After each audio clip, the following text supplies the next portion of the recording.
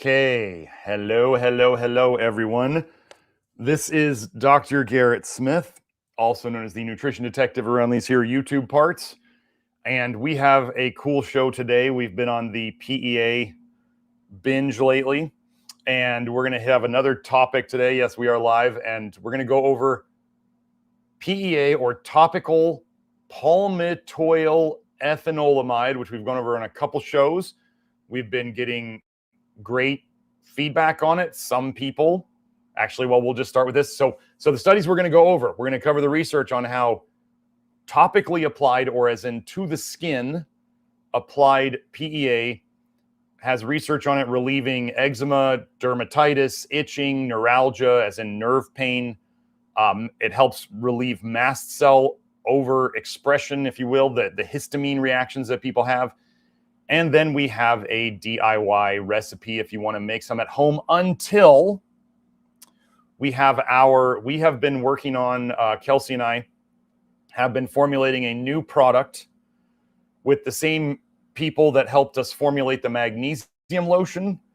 And this may be something quite amazing. We're going to be incorporating things like PEA, maybe OEA, which is another related compound to PEA, zinc and niacin and magnesium. And you guys already know that we have like the best magnesium lotion base in the business. And so if we put these things in there, this product is likely going to be amazing. And our plan is to solve, so the zinc niacin salve is still out there and is still very good, but our hope is that we make something that works even better and is even more user-friendly than the zinc and niacin salve. So we're going to kind of, who knows, I don't know how much magnesium we can get in it. Formulating it is going to be interesting because we may have to adjust the magnesium in it because the salt and the lotion and all that stuff. But anyway, it will be it's quite exciting to make another lotion again. And yeah, with what we're going to do to this one, this should be really, really great. So, but for now, so I'm going to suggest, many of you already know how great our magnesium lotion is. The Nutrition Detective magnesium lotion is at relieving pain, stiffness. It's great for your skin already, and it doesn't tend to burn or itch like the other magnesium lotions. So anyway, the magnesium lotion is what we suggest as the best thing to mix with the PEA. I just wanted to hit on a couple things first. Let me see, Joe, let me share my screen. There we go. Now in the Google Doc, which we have here, as we always do, let's do full screen. There we go. So this will have all the references for the show. And then we have the link here to Pure Bulk, who sells PEA powder and capsules. You can also use bulk supplements if you want. We went over in the other show about what to get and what not to get with PEA. We are just suggesting plain old PEA. No liposomal, no micronized, no ultra micronized, no mixed with flavonoids or curcumin or nothing, not mixed with any of the other nonsense out there. Pure PEA. That is what we're talking about. And as you'll see in most of these studies, they're using plain old PEA. They're not using, in most of the studies, they're not using the micronized or the ultra micronized or the liposomal or any of that stuff. Pure PEA is good and has always been good enough. And you'll see in this research. So there's that link if you want to get some. Yes, it is an affiliate link. And then I'm going to go over just real quick so you guys can do it. We went over this in another show, but I'm going to go over it again. If you want to make your own PEA lotion at home, because ours is not out yet, and it's easy to make. We are suggesting, so the recipe, 8 ounces of lotion, Here, Joe wants me to zoom in a little bit. 8 ounces of lotion. Can it be any lotion you like? Sure. Does it work with the zinc niacin staff? No. But we're suggesting our magnesium lotion. That's where we've heard a lot of really good feedback from. How much PEA do you add? You're going to add the PEA to it, and you're going to shake the bottle very, very, very well. Okay, I would suggest you shake up the bottle a little bit before you use it each time. So this is what you add. If you have PEA capsules, you're going to open up 8 capsules. They are 600 milligrams each. If you're going to use straight powder, it's 2 teaspoons of PEA powder.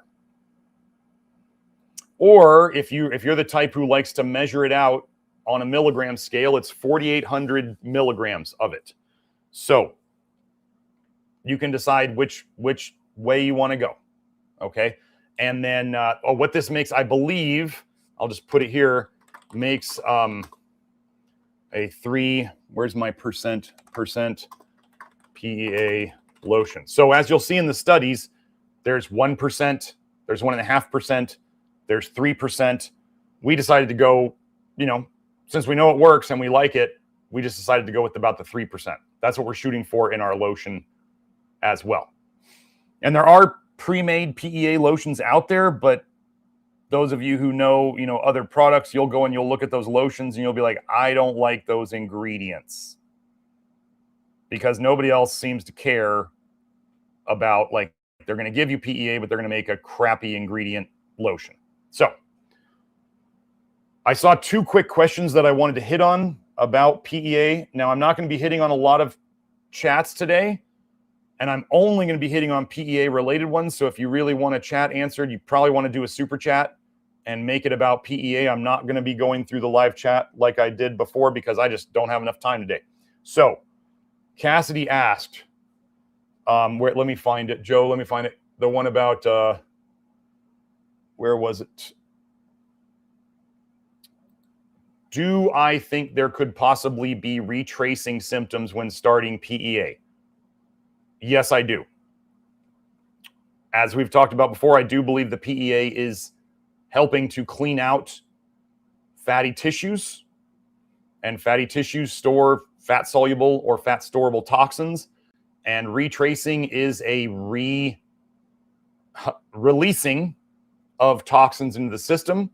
So yes, it could stimulate. And just like we talked about with nickel, you push nickel out of areas and you get symptoms in that area. So if PEA is going in and affecting your fatty tissues and cleaning them out, and you release those toxins into the system, which were the toxins that caused your symptoms previously, then yes, you could have a reoccurrence of those symptoms as the stuff moves out of you.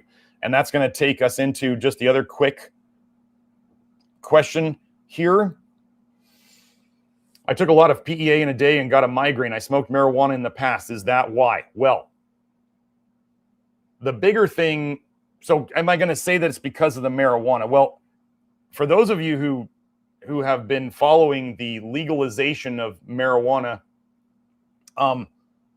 now that marijuana is legal in so many states and these big commercial growing businesses are going on, marijuana has actually become quite a bit more toxic with all the pesticides and all the other chemicals that they're using on it, in addition to becoming much more potent in the chemicals that are in it. So would marijuana fall into the fat-soluble toxins arena? Yes. Would it fall into, there's probably lots of toxic metals in it, whether people are vaping it or however they're smoking it? Yeah. But could it just be toxins in your brain? Like, why do people drink? Why do they smoke marijuana? Well, some of that is to just hide the symptoms that they have from other stuff, whether it's mental symptoms or whatever. So anyway, I would just say, if you took a lot of PEA, any of you out there, if you take a lot of PEA, or if you take any dose of PEA and you get symptoms, my assumption is that those symptoms are a bit of detox, And what do we do when we have symptoms from taking something? The general approach, and this holds for PEA, is you're going to lower your dose until you find a dose that does not cause symptoms. Now, if you're one of the types you want to push through this, I do think what we've been seeing with people is, I'm not advocating this. If you want to make yourself suffer, you can, but I do think that people can push through the PEA detox and it will go away. The sign, if you're having symptoms from PEA, I'm assuming the sign is that you have too many toxins in your fatty tissues, which could include your brain. Brain is mostly fat. So if you decide to just push through it until they go away, I do think you could potentially do that. If you want to reduce the symptoms or eliminate the symptoms that you get, you simply reduce your dose down to a tolerable level. And you continue taking it, and then over time, you will likely be able to go up again. That is the approach. Or if you can't take it orally, you might try it topically. You know, like when people are taking, so if 8 capsules in an entire bottle of magnesium lotion, that's not very much in terms of how much you might take, quote unquote, take through your skin via a couple pumps of magnesium lotion. So we can lower the dose that way. And also by doing it through the skin, you are avoiding what's called first pass metabolism of the liver, and you may not have the symptoms that you had from it orally, because both the dose is smaller and it reaches your liver in a different way that it may not cause as much of a detox reaction. So that is an option. Okay, so that's that one. I'm going to go into the Google Doc now. So we're in that Google Doc. We're going to go through some testimonials. Topical PEA testimonials. Oh, Brady Neeson said, thank you so much for the PEA discovery. Had a public speaking event today and 0 nerves and jitters when I typically do. Amazing stuff. Stress levels down big time. Yeah, it's pretty amazing stuff. And I do believe for everybody out there who's thinking it's somehow covering stuff up, or it's like a drug or a medication, I mean, just remember, your body makes it. And in other research papers, we saw that it's found in certain foods. Obviously, the foods contain fat, but it's not high in all fatty foods, okay? But it's found in foods that contain fat. Your body makes it when it's under stress or trauma or injury or toxicity. And what the researchers said was they said that foods and or what your body makes is not really enough to get your body's trying to help itself, but it's not really enough to give your body to get it over the hump. And so by adding it, we are getting the body over the hump. Here's a thought. Why can the body not make enough PEA, or why is the body struggling? Probably because of fatty toxins. So if we use the extra PEA and we reduce the fatty toxins, whether it's both through avoiding them and getting more PEA and the niacin, the flush niacin, the KG lipid cleanse, you may want to watch that episode. We're hearing good stuff about that. The combination of flush niacin and PEA, we're really, yes, we're so glad it's helping people. And now we get to get into the topical testimonials that we've had in like a week or two. So Kelsey might have been telling people, hopefully Kelsey will be joining us today, but Kelsey might have been telling people about topical PEA longer than I have. So here we go. Joe, you got the testimonial there? Yes. Okay. We're going to head over this. Testimonial number 1. And again, these are always anonymized. PEA is amazing. I take it orally and apply it to my skin in magnesium lotion. Hint, hint, wink, wink. It's been helping my skin a lot. Pectisol and Pecticlear both made my symptoms worse, but PEA has been great. Apart from skin improvements, I've been waking up less during the night and sleep has been much better. So yes, if you have issues with Pectisol or Pecticlear, that's likely another toxicity symptom, and you can either take less, or if it's too much for you right now, then don't take it. It's okay. I've been doing 1 gram of niacin plus 800 milligrams of PEA 3 times per day orally. That's a solid dose. And 1200 milligrams PEA mixed with topical magnesium. I'm guessing that's the whole bottle. 2 times per day. I don't know if he's mixing 1200 milligrams, like 2 capsules worth, with mag lotion twice a day. Either way. And I'm seeing real improvements in my psoriasis and eczema. I'm also sleeping through the night finally, and my evening restlessness has improved about 50%. We'll get into the, not restless leg, but the neuralgia part in the research here. Yes, it helps my skin when I mix it with mag lotion. There are studies showing it helps eczema when used in a cream. I put it in lotion instead of liquid, though. PEA is also an analgesic, as in a pain reliever, and reduces the stinging that can come from putting mag lotion on broken or inflamed skin. I can't verify that, but I wouldn't doubt it.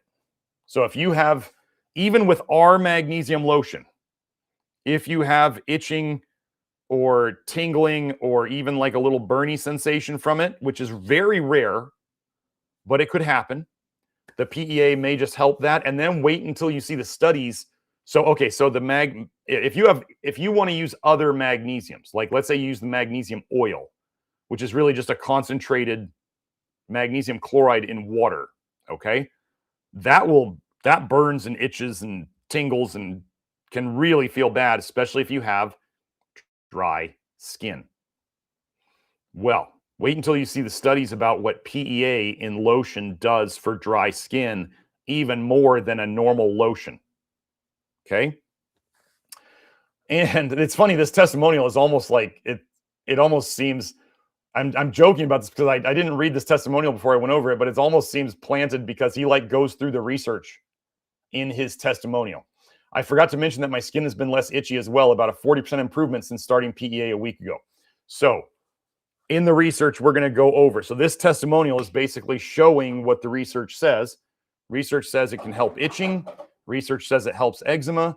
Research says it helps neuralgia, which could be the like restlessness in the night. And I'm sleeping better too. It just keeps improving. So second testimonial. If the person who wrote this testimonial is in the chat and wants to say it's them, you can. She just sent me this testimonial this morning because I knew she had a good one. Kelsey knew she had a good one, and she was gracious enough to use it. Oh, Emma T says, is it okay to take zeolite with PEA? Yeah, absolutely fine. Yeah. This weekend, I got what felt like 100 mosquito bites with huge swellings, rash, and itching. I used the PEA topically and internally for the antihistamine effects. It worked to eliminate the itch, but has to be reapplied often. After using it 2 days in a row, I got a solid sleep last night and was able to work out and sweat without being tortured by the increased blood flow. So yeah, in the chat over there, Joe, if you want to highlight her thing, Beth, it is Beth. Beth Martins, big fan. I think Beth even did a show on PEA now. She's that excited about it. I also tried the topical PEA on the nerve pain that comes with shingles outbreaks, and it works to relieve the pain straight away. It also needs to be applied regularly to keep working, but what a godsend to get any relief at all. By today, the pain is completely gone. Folks, there's like shingles pain is really bad. I've never had it myself, but I've just heard about it. It's yeah, it makes grown adults cry is what Kelsey's saying. Do you want your mic? In a minute. Okay. But yeah, to have any relief for shingles pain where you're not taking, opioids or NSAIDs that are ruining your gut lining, and to do all this. Okay, so you got to, as Beth was saying, you got to put the PEA lotion on it again and again and again.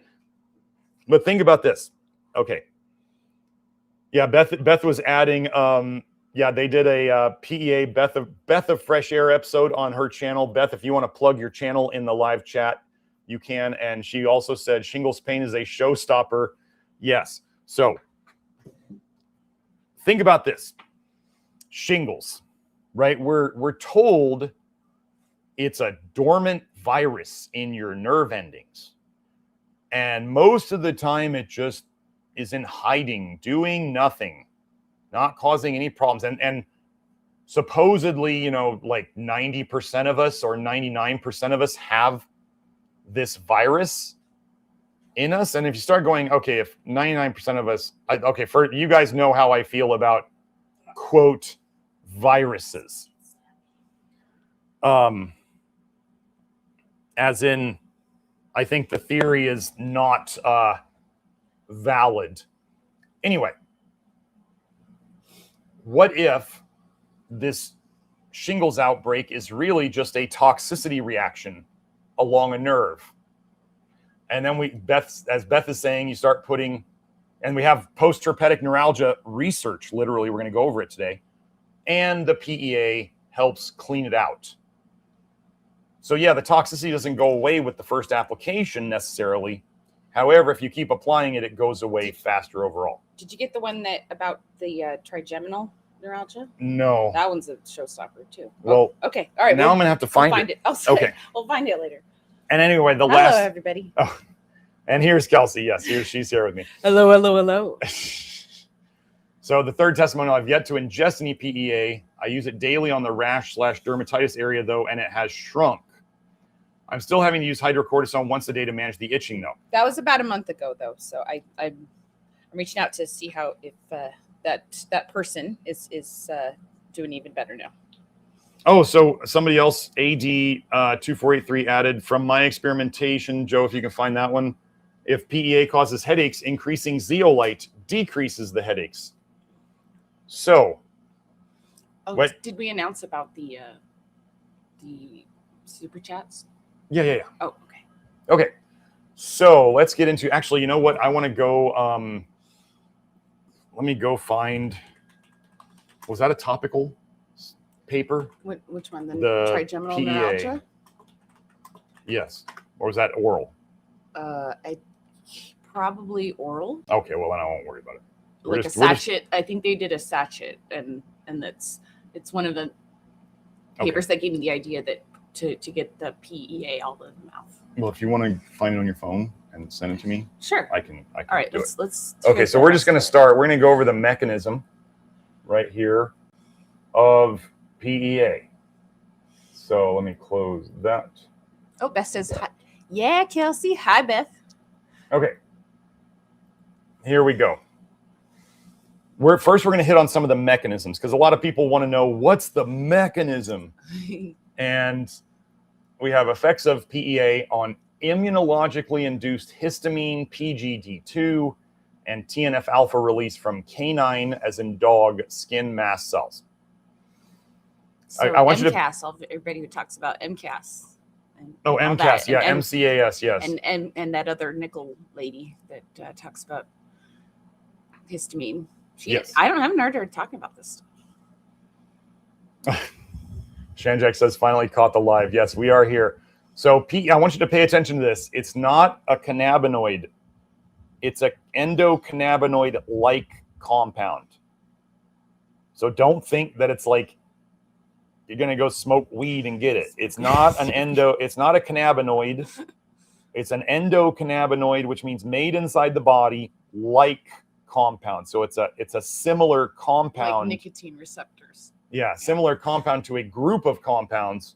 They name it after foreign compounds. Yeah, they name it after things that they like when you think of the nicotinic acid receptor, they name it after things that they can stimulate. They know that the receptors bind to. So endocannabinoids, they knew they could bind cannabinoids to it. Opioids, they knew they could bind opioids to it. It doesn't mean you need to eat or smoke or drink opioids or cannabinoids to stimulate the system. Don't think that way. That's not what we're doing here. Anyway, PEA is an endocannabinoid-like compound in the parent molecule of the allylamide family, which means that the other compounds can come from it, a group of fatty acid amides able to act through the downregulation of mast cell degranulation. So if you think or you know you have mast cell problems or histamine problems, this histamine intolerance calms it down. And degranulation is when those mast cells just spew a bunch of histamine in the local area and doesn't feel good. Yep. PEA has been proven to exert both analgesic, as in pain relieving, and anti-inflammatory. Did you turn it on? What? Is it on? Yeah, it's green light. Yeah, she has her microphone on. Yeah. Do you want to put it on your shirt or whatever? Sure. Okay. So it's got pain relieving and anti-inflammatory activity, and recent studies have shown its ability in reducing clinical symptoms of inflammatory skin diseases, both in humans and in animals. Why haven't we heard of it? Although its pharmacological efficacy is well known, so they know it works, the mechanism of action of this family of compounds is still unclear. I want you to remember how long they used aspirin before they knew the mechanism. Tons of drugs, they don't know the mechanism, or they're still figuring it out, but they use them. But PEA, they know the efficacy, but they don't know the mechanism, and most of us had never heard of it. So what did they do? They were using it on, this is a cell study. The results obtained in the present study show the ability of the allylamide PEA to down modulate, as in reduce skin mast cell activation. Therefore, our findings suggest that the beneficial effect of PEA observed in inflammation and pain clinical studies could be due, at least in part, to its ability to inhibit the release of both preformed and newly synthesized mast cell mediators. So let's keep going. The next one. Palmitoylethanolamide counteracts substance P-induced mast cell activation in vitro cell study by stimulating diacylglycerol lipase activity. Before we head into this, substance P is related to P for pain. Now, I want you to understand substance P. One of the things that capsaicin does is capsaicin, the spicy stuff in peppers, causes the substance P nerves to dump a bunch of substance P into the system. Okay? Pain, substance P. Now, a lot of P words. Yeah, what they do, so there's people out there who say, oh, but capsaicin, you can use that for your diabetic neuropathy. Oh, my mom tried that. What they do, I want you to understand that the progression that I found of substance P when you stimulate it over time. So in the gut, what they found was that as substance P, as those receptors go down over time. So imagine it when you use something too much or take something too much or eat too many spicy foods, your body down regulates the receptors and the nerves because you're just pumping it too much. You burnt it out. You burned out Yes. the system. You fried the nerves. So what did they find in the gut? Where does capsaicin hit you the most? It's in the gut. Well, we'll ignore the fact that the highest pepper consumers in Mexico City had a 17 times higher rate of stomach cancer. We'll just leave that out at the start until I explain it to you. 17 times.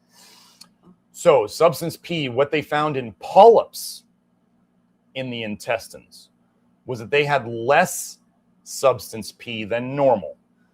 What they found in tumors in the intestine was they had even less substance P than the polyps. What did they find when they found cancer in the colon? 0 substance P was left in that area. So, what did I just say? 17 times higher rate of stomach cancer in Mexico City, highest pepper consumers. So this is overstimulating substance P. It's called pain. I'm going to tell you, if you eat spicy peppers, you're going to hurt more in general, and your gut is going to be worse. You're literally it's been shown that when you eat spicy peppers, you poop faster, as in it's called your transit time decreases. You know, and I know, that when you eat spicy foods, it burns your mouth and it can burn your other end on the way out. Yeah, and we have that paper about the PEA reducing inflammatory excessive motility. So, people after they eat spicy food getting Diarrhea. The hot snakes. The hot snakes. It reduced that too. So, and some people, it just doesn't quit. Like they still keep getting that inflammatory diarrhea, and PEA can help. Yes. So anyway, yeah, you don't want to push substance P. Like what diabetic neuropathy, when they're putting capsaicin cream on their feet, they're literally making it so their body can't feel the pain in their feet. Yeah. But then your body starts to forget to take care of that area because it doesn't know it's there so much anymore. So it's gonna cause even more problems. Anyway, spicy foods are bad. And I can get into the whole like how, you know, receptors, like sensory receptors, your temperature receptors and your pain receptors and all that, they're also in the brain too, which is very interesting. And they're pretty similar, but we feel them differently, right? We don't feel hot and spicy in the brain. We feel pain in the brain, or we feel sadness or anxiety and things like that too. And there's, you know, plenty of PEA research on mental health and well-being too, which is kind of interesting. And, you know, the gut-brain microbiome whole thing, which is, you know, pretty proven at this point. Very interesting. So anyway, substance P, as we're seeing in this title of this study, palmitoylethanolamide PEA counteracts substance P induced mast cell activation. So substance P induced, that would be inducing it, causes mast cell activation, which would release histamine. So don't do that. Anyway, let me go find the part in here that we're going to read about. Yeah, so Shanjak mentioned he has a difficulty suspending the PEA. We just put it under the mouth, okay? Put it under the tongue and then swish it around. And you can find the full instructions on the Love Your Liver program. And I think we even published them publicly, right? Yeah, we did I did a whole show on it. Yeah. Anyway, substance P increased the number of degranulated RBL2H3 cells and triggered the release of histamine. So your spicy foods are triggering the release of histamine. PEA counteracted these effects in a manner antagonized by AM630. So that means that's how they verified it. They used this compound to show that it counteracted the specific receptor. Co-treatment with PEA and 2AG at per se ineffective concentrations. So they gave these two things together at ineffective concentrations, quote unquote. It's still down modulated. It's still down regulated the substance P induced release of histamine and degranulation. Oh, it's not going to work. We'll just give them a little homeopathic. And this effect was reversed by this compound. So what they're saying is they thought the dose they gave would be ineffective, yet it was still effective. Pretty cool. Okay, continuing on. I thought I highlighted this one, but anyway, I'll fix it. The nuclear receptor peroxisome proliferator activated receptor alpha. So this is PPAR alpha. PPAR alpha. PPAR alpha. We went over that a lot in the KG lipid cleanse episode about how this helps to clean out liver fat and other things like that. But it mediates the anti-inflammatory effects of palmitoylethanolamide. So as we're going to see, this is literally how PEA works, is at this receptor. PEA, the naturally occurring amide of palmitic acid, that's just a fatty acid, and ethanolamine, reduces pain and inflammation. They start with that. And they say, we don't know the mechanism. This was back when? 2005. PEA selectively activates PPAR alpha in vitro cell study and induces the expression of PPAR alpha mRNA when applied topically to mouse skin. So it works in the skin too. Joe was asking about is substance P PEA? No, they are absolutely two different things. In two animal models, carrageenan-induced paw edema and 4-ball ester-induced ear edema, they're inducing swelling by using toxins. PEA attenuates or reduces inflammation in wild-type mice, but has no effect in genetically messed up mice that don't have PPAR alpha. So the mice that didn't have PPAR alpha didn't respond to the PEA. The natural PPAR alpha agonist oleoyl ethanolamide, or as an OEA, which we are really working on incorporating as well. And the sorry, yeah. Yeah, if it's good. I think it's good. And the synthetic PPAR alpha agonist, so these are stimulating the same thing. And PEA also increases the amount of OEA that you have naturally. Yeah, that's why they called PEA the parent compound, because your body can turn it into other compounds. So they mimic these effects in a PPAR alpha dependent manner. So basically they're saying PEA affects PPAR alpha, and that mediates the anti-inflammatory effects of PEA. Okay? Those are the mechanisms. Now, Let's go here. So that's the mechanisms. Tolerability and safety. Your body makes it. It's in food. Okay, so let's go and hit this one. Very tolerable. Yeah. Somebody asked about a drug test. No, it's not going to show up as a narcotic. It's a natural compound in your body. Yeah. So yeah, PEA. So Honeybee was asking, my husband would like to start taking PEA. However, he works for a company that performs random drug tests, and he is worried it will flag as a narcotic. Do you know if it would or not? Absolutely not.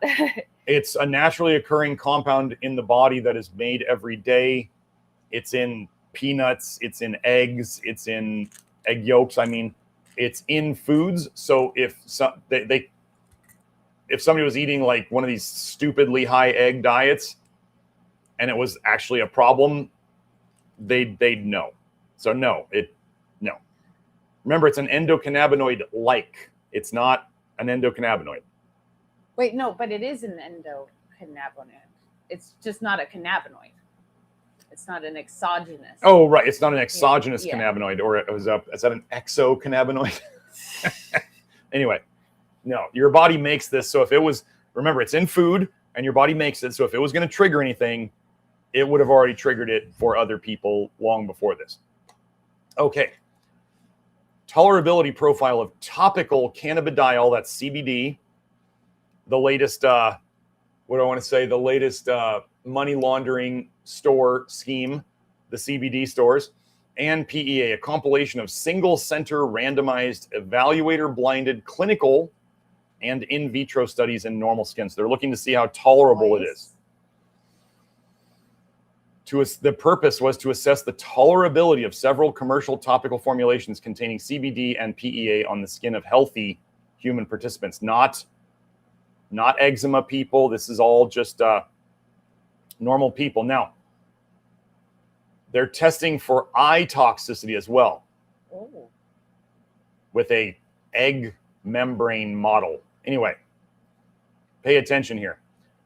There was no irritation or sensitization of the products, evident via patch testing. So that's where they just put it on a little area to see if it reacts on healthy participants. Why do we not use CBD? Why do we not use THC? Why do we not use marijuana?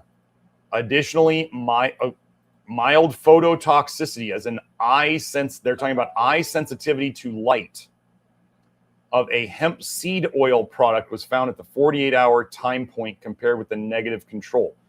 We talk a lot in our program about how as we get people less toxic, their eyes get less sun or light sensitive, and their skin gets less sun or light sensitive.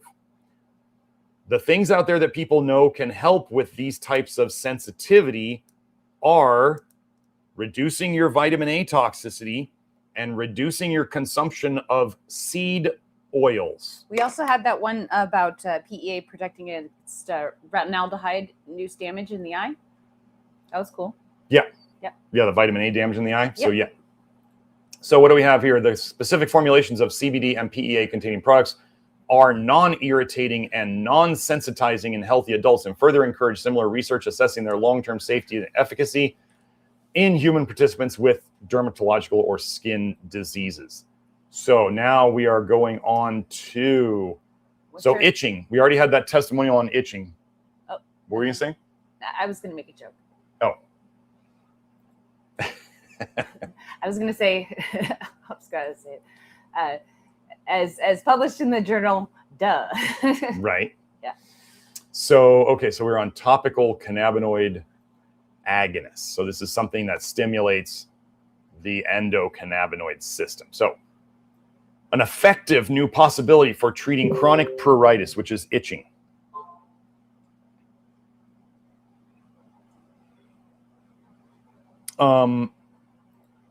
Yeah, Joe, we'll get to that if we have time. I got to hit the research first.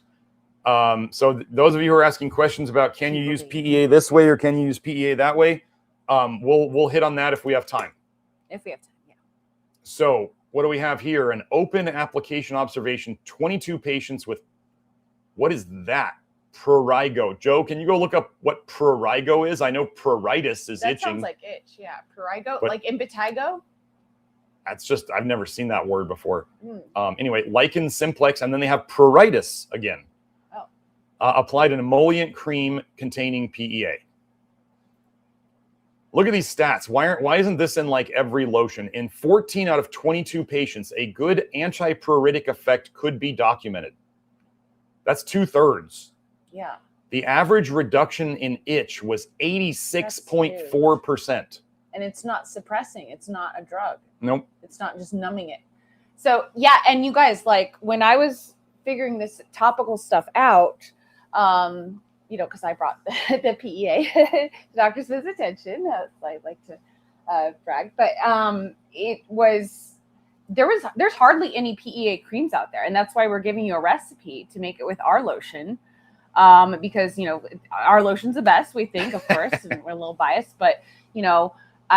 The only one I saw was like on Amazon for like $30, and it was shipping a month later. No, it was $50, I think. Something terrible. But the dearth of products was amazing with all the tolerability and the research behind it and all that. I can't believe people aren't using it more topically. Yeah, it's because it's just fantastic. And well, you'll see in the research how amazing it does topically. Oh, Joe got I knew Joe would do this. Prurigo, the definition of prurigo, a term of chronic skin conditions characterized by intensely itchy small bumps or papules or nodules on the skin, which often become crusted or scratched from persistent rubbing. Mm. That does not sound fun. No. Pay attention here again. The therapy was well tolerated by all patients. You'll see that usually. Neither burn, nor contact dermatitis was observed. Nor itchy. Anyway, so we got that. Then let's keep moving on. More pruritus.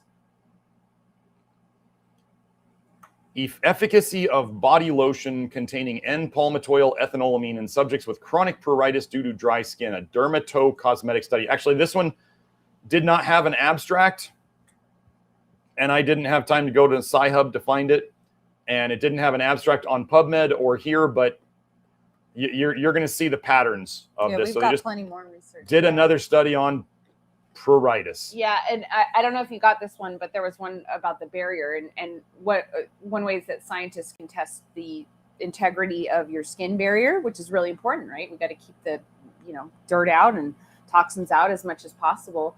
But they test it with conductance. Okay, so they see how well or how not so well your skin conducts with like a little probe thing, and we have some research that shows that it helps with the conductance and therefore barrier. So yes, it helps with the barrier, which is really important. And it's not about oil. It's truly not about oil. People think, oh, you just need more oil or you have deficiency of secreting oil. No, very rarely do people make enough and put enough oil in your skin. It's not that. It's so much more complicated. Your skin is an organ. So I lost my train of thought. What? We still haven't fixed my terminal ADHD. So anyways, go ahead, honey. So on to the next one. We have efficacy and tolerance of the cream containing structured physiological lipids with endocannabinoids in the treatment of uremic pruritus, a preliminary study.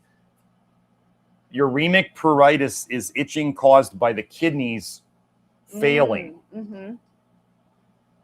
Too much urea.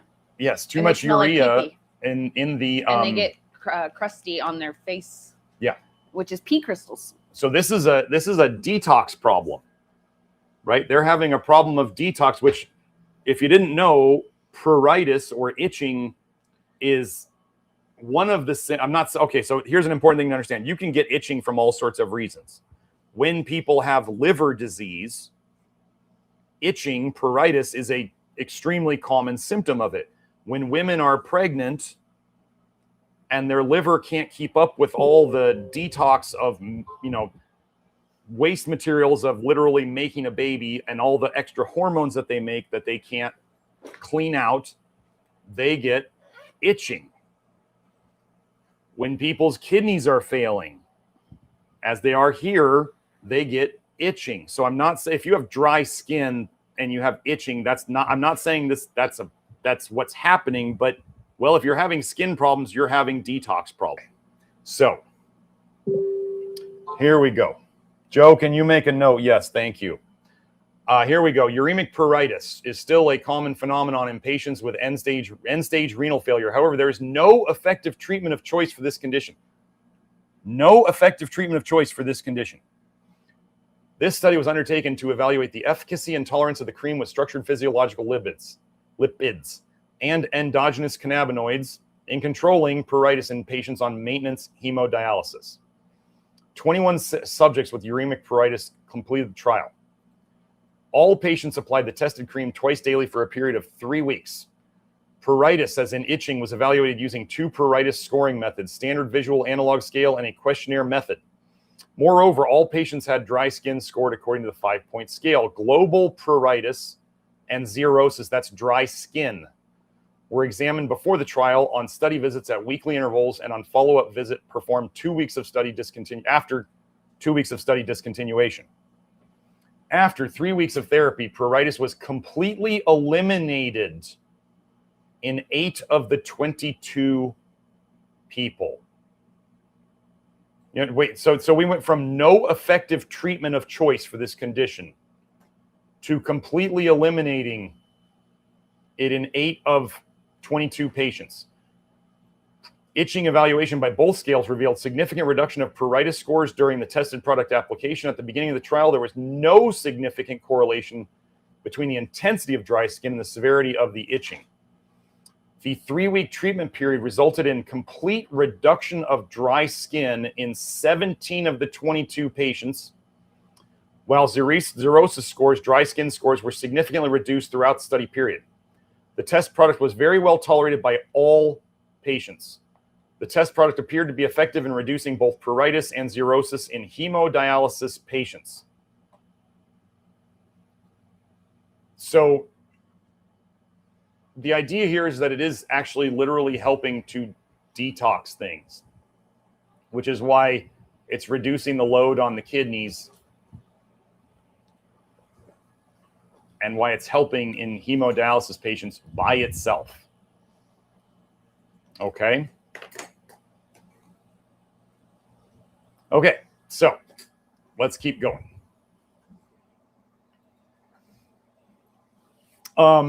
Okay. PEA and AEA, we have here N-acetyl-ethanolamine, are effective in asteatotic eczema. Results of a randomized double-blind controlled study in 60 patients. Joe, I just want to make sure I say the asteatotic eczema definition right. So if you could get that for me, that'd be great, like you did before. I think it means non-fatty or something. Well, yeah, that would be there was something to it though. Okay. That I looked it up earlier and I didn't save it. So asteatotic eczema. Oh, so we're into the eczema section now. Yes, eczema and atopic dermatitis section. We're here. Joe got it. Let's see. Oh, he wants me to zoom in.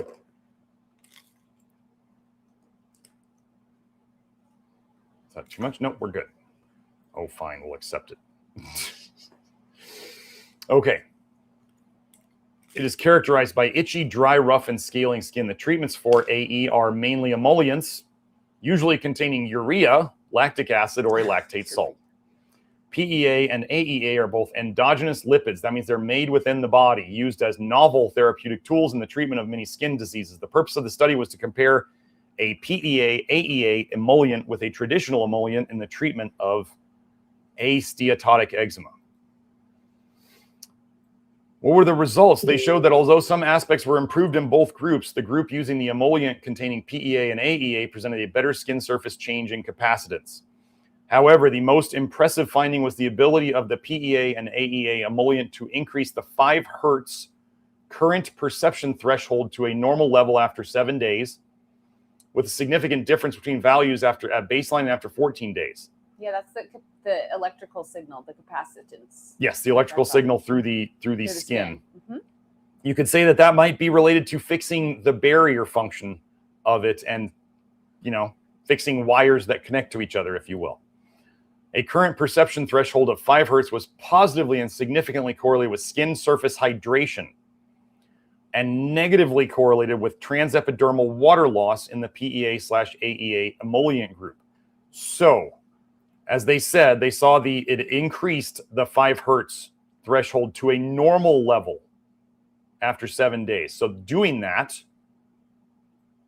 was, as that went up, there was better skin hydration and there was less water loss from the skin in only the PEA and AEA group.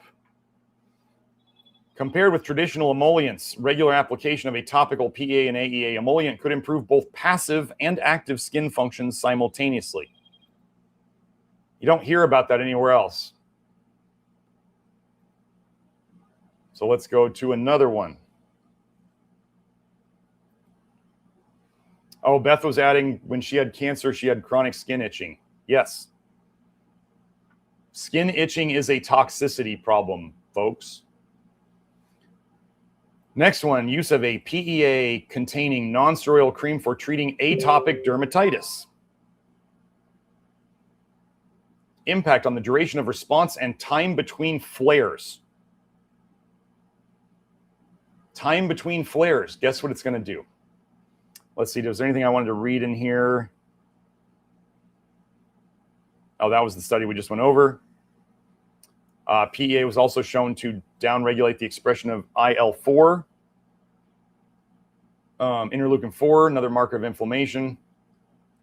Since interleukin-4 is upregulated in atopic dermatitis, the PEA containing non-steroidal cream has been evaluated in more than 3,000 patients with demonstrated efficacy in reducing the signs and symptoms of eczematous dermatitis. You'd think that it'd be for sale more, right? Right. Does it work too well? Does it fix problems? You'll get to decide after this. Patient preference in study products. In comparing preference, I can't follow the highlight with this. I just had to highlight it so I could find it again. In comparing preference for either the PEA containing non-steroidal cream or the designated moisturizer cream used in the time to flare study phase, product preference was based on response to the question, which product would you prefer to use on an ongoing basis? If the patient was younger than 10 years, the parent was queried to give the response. Of the 40 patients who responded to the patient preference survey, 73% chose the PEA containing non-steroidal cream and 27% chose the designated moisturizer cream, which may have some corticosteroids in it. Not sure. I don't remember. Yeah. Adverse events. Again, no patients discontinued the study because of adverse events. Mild transient stinging was reported on 4 occasions by the parents of 2 of the children, ages 6 and 9 years, using the PEA containing non-steroidal cream. No serious adverse events were reported. Again, like if people are having, let's say somebody uses PEA orally and they take a big dose and they get a migraine, is that a detox reaction? Most likely. So if you have some kids who are already like really bad skin conditions, and kids, you know, can be a bit sensitive. If they put it on and they got a little transient, so some temporary stinging, hey, that might just be a little bit of a detox reaction. Remember, nobody quit the study, so that effect, if we're saying no patients discontinued the study, and this mild transient stinging was reported on 4 occasions, I'm going to guess that those were right in the beginning and that they went away, which is like we're telling you. You think the kids would have kept using it if it kept doing that? Probably not. So here we go. In adult and pediatric patients presenting with a flare of atopic dermatitis, overall results of the study indicate that the sides treated twice daily with a mid-potency topical corticosteroid in combination with a PEA containing non-steroidal cream demonstrated more rapid clearance than the sides treated twice daily with a topical corticosteroid in combination with a designated moisturizer cream. So they were all still on the steroids, the corticosteroids, during this. So they got it down during the maintenance phase after discontinuation of topical corticosteroid therapy. So they got them off the topical corticosteroids.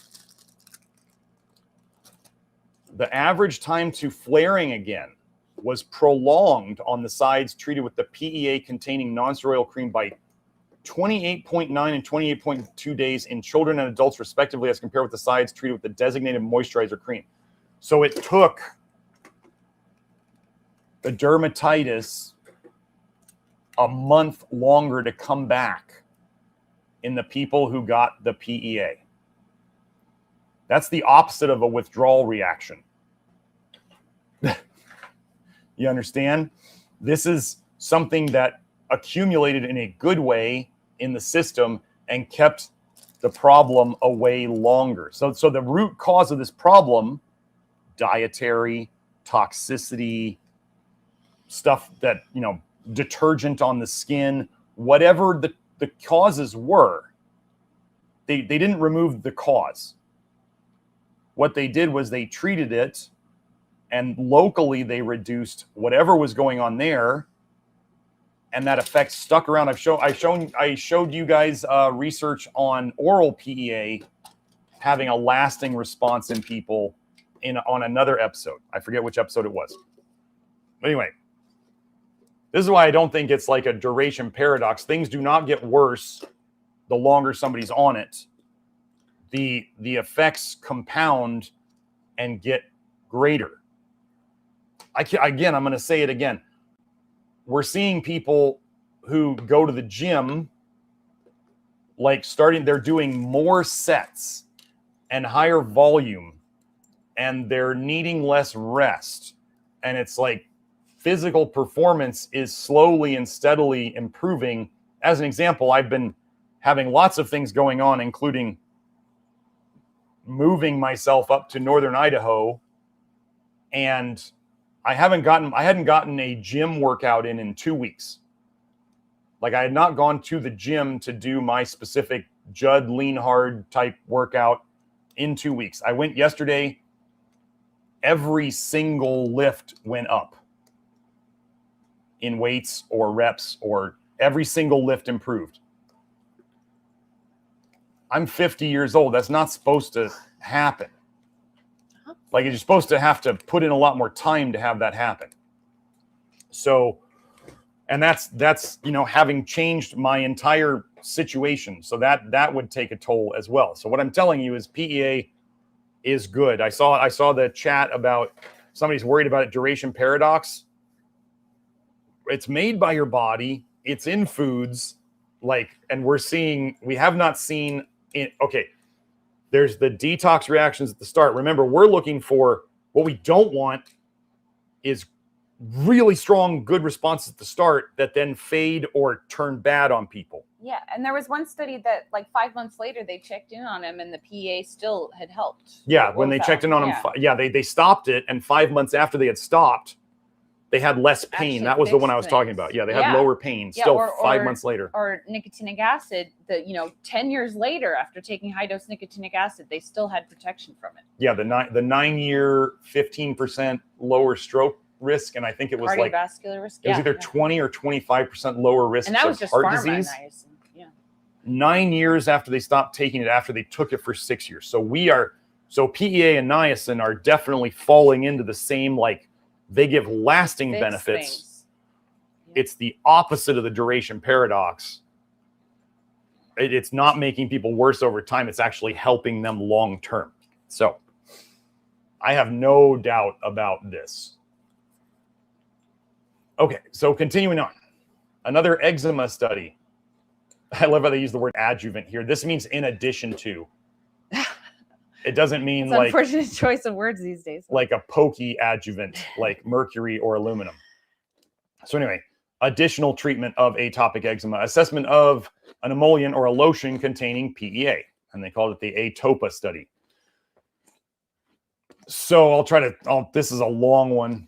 Have we posted that lotion link or the how to make the lotion? Oh, you posted it early on, huh? Yes. Okay.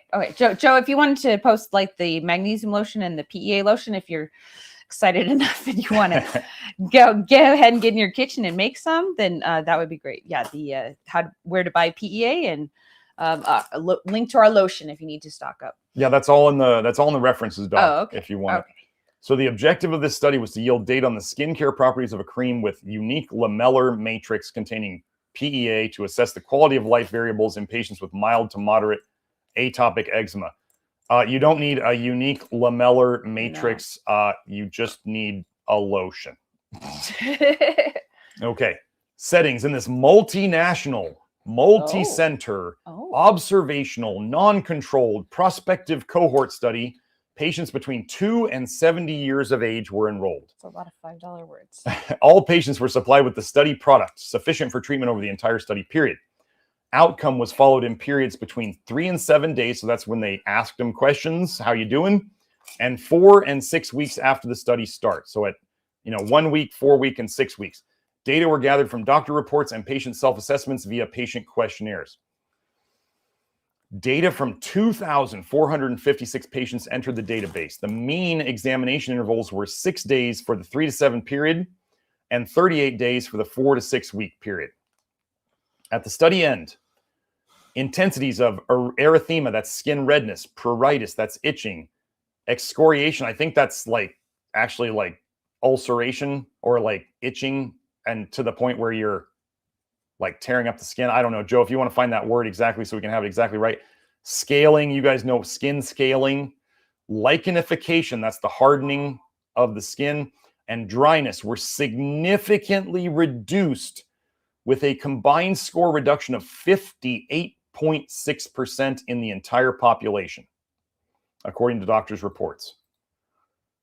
Patients reported a reduction of itching on visual analog scales. So their itching reduction went from a 4.9 down to a 2.7 6 days after treatment start, and a further reduction to 2.0, so 2.7 to 2.0 at the study end. Likewise, sleep quality improved significantly during the study period because they're not itching, they're not burning, they don't, their skin feels better. Earlier used topical steroids. Wait, pay attention to this. Earlier used topical corticosteroids, they were on corticosteroids for their problem, were omitted, or as it means they quit using them. They didn't need them anymore. By 56% of all patients at study end, and the average weekly application rate for those who were still using them decreased by 62% from 7.9 to 3.0. The tolerance was assessed as very good or good in 92% of cases by both patients and doctors. That's just very good. That's not good and okay. Conclusion, the study showed substantial relief of objective and subjective symptoms of atopic eczema. So the skin actually literally looked better to the doctors and however they measured it and how it felt to the patients. After regular skincare with the study cream, the patient-related effectiveness, decline of itching, and loss of sleep indicated a gain in quality of life of these patients. The reduced use of topical corticosteroids is important in view of safety and pharmacoeconomic implications in the treatment of atopic eczema. Wait. What are pharmacoeconomic implications? I'm sorry. Money. Is that the income of the pharmaceutical industry? Are they worried about that? Are pharmacoeconomic implications? That's a new one for me. Are they worried about the pharmaceutical industry? Is that why you've never heard of this? Oh, this could reduce the amount of drugs people are using. This has implications. Implications. They just literally told you why you've never heard of this stuff. Because it fixes things. And that's the word we use. We use the word fixes. We don't use the C word. Fixes. Thank you, honey. Okay. Yeah, don't tell me what word not to use. Tell me what word to I know. use. That's how you do it with kids. I'm live. I'm stressed. I'm sorry. Okay, it's all right. So anyway, so let's keep going. So we got another eczema one. So remember, folks. So we're about to talk about Levagen, which is, I believe, the ultramicronized. Is that right? It's ultramicronized that's got the And then- PVP icky stuff in it. And then Levagen Plus, does that have the liposomal? That's liposomal plus Okay. the micronized. Yeah. So, okay, so I want you to understand when we've talked about PEA in all these previous studies, they didn't mention micronized, they didn't mention ultra micronized, they didn't mention liposomal, they didn't mention phosphatidylcholine, they didn't mention other additives. I mean, some of them will have other things in them, like there's going to be some baclofen studies where they add baclofen to it. But, oh, sorry, Joe, I didn't share it. There we go. Thank you. Let me make it a little bigger. So anyway, just know that regular PEA, if you do the mouth, open it in the mouth technique, the powder in the mouth technique that we talk about, so your system knows it's coming and it turns on whatever machinery it needs to absorb it, or regular old PEA in some lotion. We've got several people. Actually, Joe, if you want to show that, here, I'll do it. Can you show that Heather Parker comment, Joe, that's at the bottom of the list? Oh, here we go. So somebody was asking, can you mix it with an oil?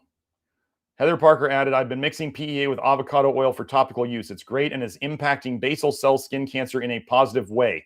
We'll keep you posted. Thank you for saying it that way. It's impacting basal cell skin cancer in a positive way. That is a great way to say it. Yeah, so let's get back into that one. Here we go. Okay. Efficacy of topical PEA for the management of eczema symptoms, a double-blind, comparator-controlled, randomized clinical trial. It's got all the magic words. So let's go. This double-blind, randomized, comparator-controlled trial evaluated the effectiveness of a topical application of a novel, patentable PEA formulation, as in Levagen Plus, compared with a standard moisturizer to reduce eczema severity and improve patient outcomes. Weird thing, they didn't compare it to standard PEA as well. 72 participants aged over 18 years old with atopic eczema. Symptoms including redness, dry skin, scaling, and/or itchiness on their hands or arm were recruited. Results: Levagen Plus, as in PEA, was effective at alleviating symptom severity of eczema over 4 weeks. Levagen significantly reduced redness, dryness, and total POEM, patient-oriented eczema measure score, compared to a comparator cream. Conclusion: Levagen can significantly reduce eczema symptom severity compared to a comparator product, supporting its use as a potential treatment for eczema. But again, regular old PEA worked in all the other papers. Okay, now we're into neuralgia. This is exactly the testimonial that we just had from Beth. Adjuvant, as in addition to, topical therapy with a cannabinoid receptor agonist, endocannabinoid receptor agonist, in facial postherpetic neuralgia. Now, if you don't know about postherpetic neuralgia, facial shingles, if shingles goes down the nerves on the side of your face and gets to your eye, it can literally make people go blind. So I had a lady who got shingles on her face once, and she was coming to me like, what do? I don't want to, the doctors don't really have anything that can help me. And I was doing, I actually had, at the time, I don't have this anymore, but I had injectable vials of a homeopathic compound called Engestol, which has good research on showing it helps with virally related conditions. And I gave her injections daily for about 5 days of those, plus B12, methylcobalamin. And we stopped that shingles in its tracks. She was scabbing over within like a day or two, which means it's on its way out. So that was kind of cool. That was a nice win. Nowadays, well, PEA lotion would probably just shut it down too. You just got to apply it more than once. So patients and methods. Oh, I guess I didn't finish highlighting this one. In an open labeled trial, 8 patients with facial postherpetic neuralgia received this. So postherpetic neuralgia is you have the shingles, but then later you have residual nerve pain. So it's like it never fully cleaned out. It never stopped. It's just still there. They received a cream containing the cannabinoid receptor agonist PEA. 5 of 8 patients, 62.5%, experienced an average pain reduction of 87.8%. Therapy was tolerated by all patients. No unpleasant sensations or adverse events occurred. I mean, they're already hurting. They'd have to have something pretty rough to be like, that hurts more than the shingle, the postherpetic neuralgia. Anyway, look at these numbers. I mean, 62.5 and 87.8%. So let's keep going. We're almost done. Oh, we got 2 studies on, I'm just going to say, like, genital area pain. Okay, now this would be genital area pain, right? So if we're talking nerve pain, your genital regions would tend to be pretty not fun to have that. Actually, Kelsey, if you want to send me that paper on, if you have it, put it on. Oh, the Vulvodynia? No, the scarring one. Oh, the scarring? Oh, sure. Yeah. Yeah, I'm just talking in the chat. Sure. Let me find it. So, Vulvodynia and Proctodynia. Hopefully, you guys know this is vulva, and this is anal pain, as in like a proctologist, right? Oh, go ahead. Sorry. Treated with topical baclofen 5% and PEA. So they were giving baclofen as well.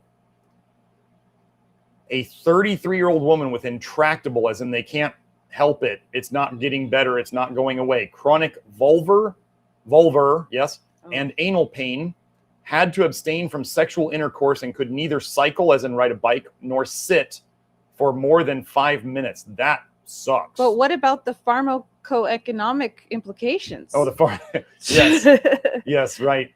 They added the pharmaceutical here so they could minimize the pharmacoeconomic implications. Right. We still have to give her something from them. Yeah. But it's going to be a compounding pharmacy, so the big pharma is not going to really like that. Yeah. The patient did not respond to standard treatment, so that's intractable, right?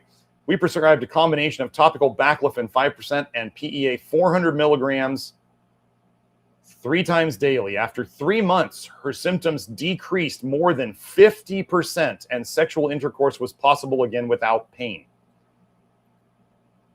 So she could sit again. Could you imagine not being able to sit for more than 5 minutes? Oh. Not being able to have sexual intercourse? Not being able to ride a bike if that's what you like? I don't know. I'm going to say stuff can save marriages. Yeah, you can save marriages right here. And also, folks, cycling can kind of ruin your undercarriage and the nerves that go under there, the pudendal neuralgia and other stuff. So it's possible that cycling may have helped cause this.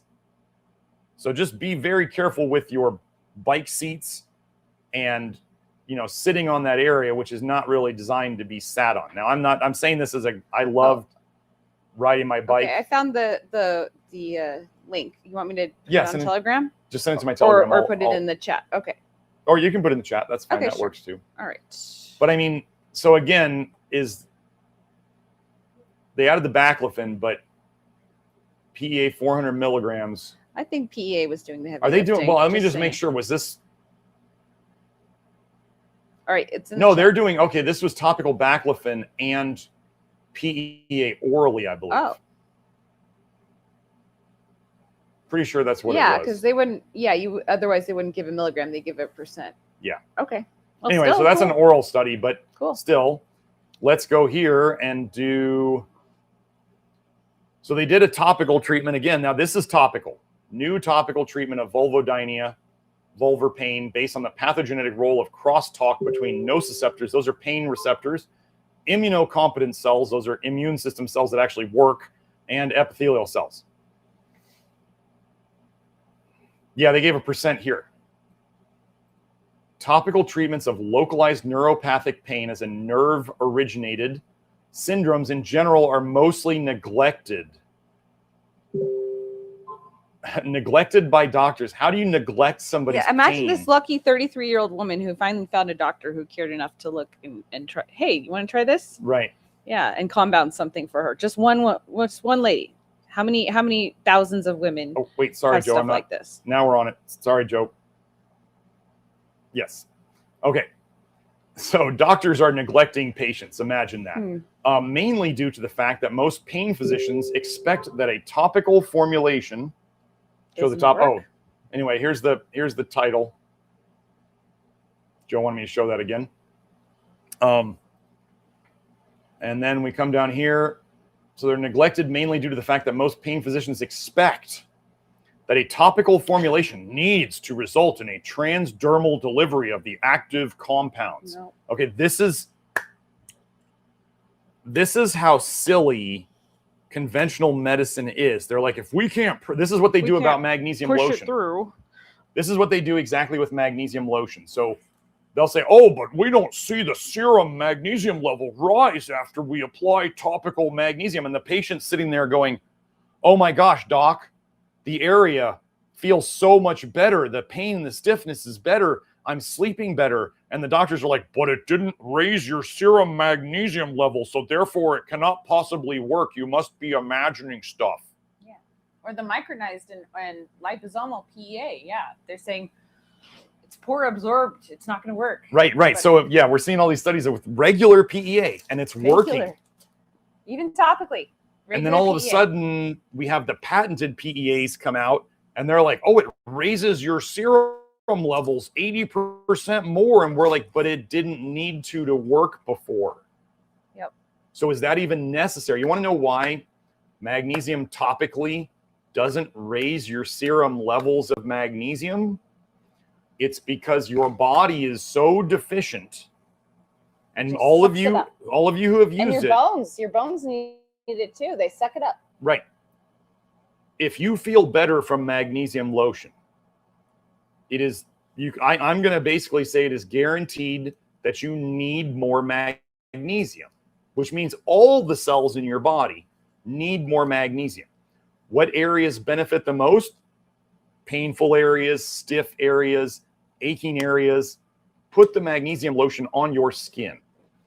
It's going into your skin. Yeah, put the lotion on your skin. Now think about like if you're sitting at a table at Thanksgiving and somebody starts passing around a dish of food, right? If you're at the end of the table, you might not get any. People might have eaten it all up before it gets to you. So think of as the magnesium passes the cells. If a cell wants magnesium, it's going to grab some. It's going to take its serving. And at some point, let's say by the time we get to the bloodstream, your body has absorbed all that magnesium into the cells that it was passing along the way. And so they don't see a serum rise. However, you feel better because the cells got more magnesium. Can I say something? Yes. Okay. Sometimes when I see people use our topical magnesium, and they've been using it for a while and they've been using it regularly, sometimes their magnesium actually goes down, but that's a good thing. Like that means their bones are absorbing magnesium. Your bones aren't just a storage tank for calcium where the blood, you need to a little bit here, a little bit there as an electrolyte. They're also a storage tank for magnesium. So it's important for like osteoporosis and all that stuff and proper bone health and bone strength to get magnesium inside. So when the hair magnesium occasionally goes down and the calcium goes down too, that's because it's going back into the bones and teeth where it belongs. Yes. So just know, and so here's the funny thing that you'll find about this is the pharmacoeconomic implications of the lies that they tell.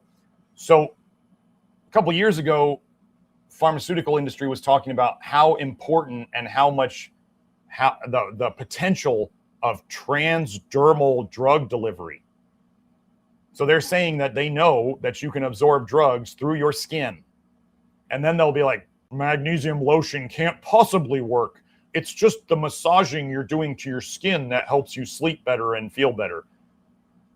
They can't have it both ways. You can't say that the skin absorbs stuff and then say that the skin doesn't absorb minerals. What do you think is a bigger molecule? A magnesium molecule or some giant pharmaceutical compound? Okay, which one would get through the skin easier? So anyway, silly pharma. Let's keep going. We got to wrap this up fairly soon. On the basis of the practical experience. Oh, yeah, I'll have to read Dagmar's thing. On the basis of the practical experience, this study brings forth a new, somewhat neglected element of the Vulvodynia pathogenesis, the crosstalk between nerve endings of nociceptors, the adjacent immunocompetent cells, and vaginal epithelial cells. Insight into this crosstalk during a pathogenic condition, so there's a disease going on, supports the treatment of Vulvodynia with topical compounded creams, right? Well, pharma doesn't like those. They don't make any money on that. Vulvodynia was successfully treated with an analgesic cream consisting of baclofen 5% together with the autocoid. This one's topical, yes. The other one wasn't. Oh. With autocoid PEA, an endogenous anti-inflammatory compound. In this review, data is presented to substantiate the rationale behind developing and prescribing topical products for localized pain states such as vulvodynia. Most chronic inflammatory disorders are based on a network pathogenesis, and monotherapeutic, that's as one therapy, inroads into the treatment of such disorders are obsolete. Obsolete. They're literally saying that pharmaceutical industry is obsolete in their approach because they just fixed this problem. And then Dagmar, Joe, can you show Dagmar's comment? Actually, I got it. Dagmar said, after 6 weeks on PEA, my hip pain that's been around for a decade is 95% gone. Wow, that's amazing. Okay, I'll tell you guys another, since we're talking about muscular stuff. And I want to talk about my mom too when you can. And I want to talk about, people will wonder, can I do both topical and oral? So I want to comment on that. Let me tell you, I've been in the gym. I pressing stuff. Like I've done tons of prehab, rehab, alignment stuff, all that. Especially my left shoulder still has a little click in it when I do pressing movements. And what used to happen before low nickel and before PEA and all this stuff, if my shoulder clicked too much during a workout, it would hurt afterwards, sometimes for a day or two. And then I was like, well, I'd try all these different methods of bracing and shoulder in, shoulder out. Those of you who are in the lifting game, you know what I mean. Couldn't make it go away. Now I'm on PEA and it still clicks a bit, but there's no pain. There's no residual pain afterwards. And I'm just amazed. So whatever's happening, I do think the clicking will eventually work itself out, but it's nice to be able to go to the gym and not worry about whether you're going to hurt afterwards. So, oh, and Dagmar says, on my muscle strength and endurance is off the chart. I'm stunned. That's exactly what I'm saying. Like in my workouts now, and I'm going to suggest you guys do this as you feel better, So if you lift weights, so you do a set, and like I used to doing the Judd Leanhard stuff. Those of you who are familiar with it, if you go to his Instagram and you watch him, I mean, yeah, he's probably on performance enhancing substances. That's fine. I like his coaching stuff. I'm taking what's the thing? I'm taking the valuable stuff and I'm leaving the rest. But he's a huge dude. What was I going to say about that? Oh, so I used to do his workouts and I'd tend to sit down between sets. I'd have to rest, like rest. And as my endurance went up and as I was able to do more of the volume that he does, because I mean, his workouts can be like 30 sets of stuff, but a lot of it's single arm or single leg. So that means 2 sets for every exercise. I'm getting up and I'm walking between sets. So I have like different loops around my gym. I have like a short loop and a long loop, and that's my rest between sets. So I literally get up from a set, I walk, and I come back and I do the next set. So I have never seen anything like this in terms of endurance and my strength going up. I'm pretty sure within couple months, I'm going to be as strong as I was bicep tricep wise as I was in college at 50. So anyway,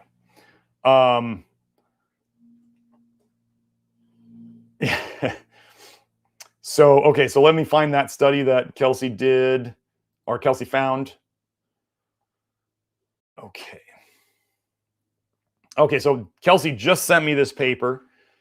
But we've talked about this is the hypertrophic scar one, right? Yeah, the keloid scarring that are big and raised and not unsightly. Yeah. Okay, so for those this isn't for they're just testing the PEA. They aren't testing the PEA on scarring. They're testing levels. Did surgery and they're looking at the tissue and seeing how much PEA they have in their tissue and whether or not they have scarring. Okay. So Joe, I'll grab that Instagram link in a second because I really like Judd Lienhardt's stuff. So anyway, a new role for anandamide, defective link between the systemic and skin endocannabinoid systems in hypertrophic human wound healing. So if you've had keloid scars, or if you have whatever, bumpy scars, lumpy scars, hypertrophic scars, the scar actually got bigger than the area. You know what I mean? If you have these, one of the things you might try would be PEA in some lotion, and you're going to rub that scar with the lotion. You're going to go in all directions, go side to side, go up and down, go diagonal, do circles both ways. Like what you're trying to do is to get the scar to remodel, and you're putting the PEA in there so it can. But let's go over what they found. Okay. So they did these surgeries, body contouring surgery. Okay, well, let's put it this way. So let's say probably mostly women, 50 patients underwent body contouring surgery. One of the worst things that could happen to a plastic surgeon would be, let's say, to do a plastic surgery on somebody and then they get a big ugly scar, right? That's probably a plastic surgeon's worst nightmare, as a typical everyday thing. Okay. 10 of the 50 patients developed hypertrophic scars. Nevertheless, a positive correlation between plasma and skin AEA concentrations was found in the N group, which was absent in the hypertrophic scar group. So the group that didn't get the hypertrophic scar, so normal scar, N, normal scarring, and hypertrophic scar groups. So again, for anybody who says this is duration paradox, they found more PEA in the plasma and the skin of the people who did not get the hypertrophic scars. They're not taking PEA. They're not putting it on topically. They did not find any correlation in the hypertrophic scar group.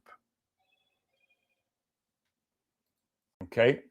Moreover, the AEA concentration, that was acetyl. Now they're doing arachidonyl ethanolamine. That's one of the parent compounds of it. Well, I mean, there was acetyl ethanolamide, and now there's they got to get all these abbreviations straight. Yeah. So anyway, moreover, the arachidonyl ethanolamine concentration was significantly lower in hypertrophic scar tissue than in normal scar tissue. So again, another what are they called? Alliamide? Alliamide or N-acyl ethanolamines. Yeah, N-acyl ethanolamines, yes. So they had less of another type. Interestingly, in all patients, the surgical intervention produced a time-dependent effect with a U shape for AEA, PEA, and OEA plasma concentrations. So that means they didn't say inverted U. I don't know, but it's like you're the tissue that's inflamed, right? The tissue is sucking up. It's asking for the increased amount. If it's available, it's gonna, it's the body's gonna produce it. It's gonna get in the blood, and then it's gonna come to the wound because PEA works, and similar compounds work at the tissue level. Okay, serum doesn't matter. That's what these pharmacoeconomic agents don't seem to get or want to get about things. It doesn't. The serum doesn't matter. It has to get to the tissues. So just so as it says here at the end, so they talked about AEA. It's just a parent compound for PEA, basically. Yeah. AEA is the Anandamide. Anandamide just is to be the simple. yeah. Anandamide. I didn't realize that was anandamide. Was the arachidon oil? Yeah. Okay. The full name. So yeah. So anandamide is the parent compound for like and the PEA. inflammatory one is 2-arachidonide.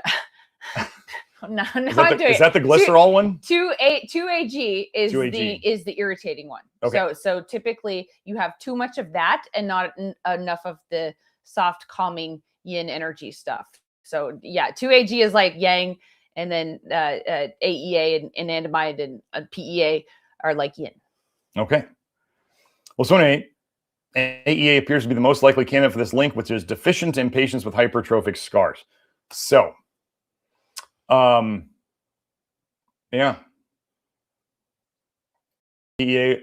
It's good. It's PEA, OEA will likely help if you have hypertrophic. If you just want scars to look better, you could probably mix the lotion and PEA and rub it on there. And then we just had another little testimonial. Let's see.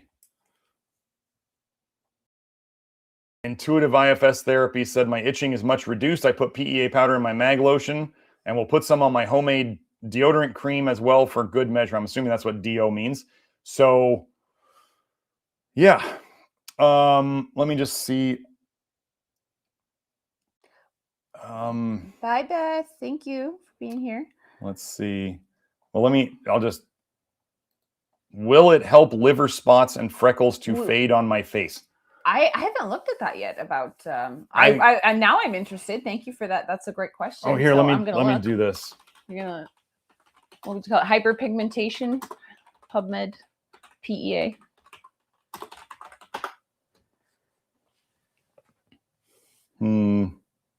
Nothing on lipofusion. No, hyperpigmentation is more generic. Try that one. Come on, you know how to PubMed, honey. I know how to PubMed. I know how to PubMed. Not seeing anything. They haven't really done that. Doesn't look like they've. You didn't press refresh. It's loading, babe. What are you talking about? PEA hyperpigmentation PubMed. That's exactly what I searched. Oh, okay. It looked like it was still loading. So, anyway, okay. So let's get back to this. So we don't know yet. That would be something. Well, look. It'd probably be worth trying. Let me just go look and see if there's anything else. I'm just doing PEA related. Chats? Yeah.